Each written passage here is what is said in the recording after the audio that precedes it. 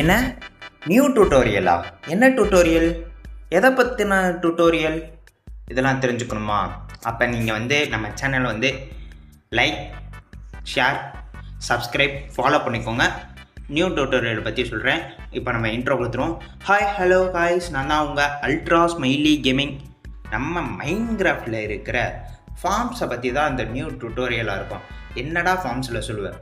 நம்ம மைன்கிராஃப்டில் இருக்கிற ஃபார்மோட மெக்கானிசத்தை பற்றி தான் சொல்ல போகிறேன்.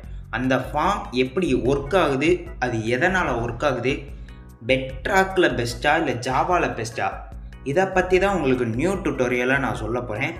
எந்த ஃபார்ம் எதில் பெஸ்ட்டாக இருக்கும், இதை கம்பேர் பண்ணியும் அந்த ஃபார்ம் எப்படி என்னென்னலாம் ஒர்க் ஆகுது, அது என்னென்ன மாடிஃபைட் பண்ணால் நீங்களாகவே ஒரு ஃபார்ம் நீங்களாகவே பில்ட் பண்ண முடியும்.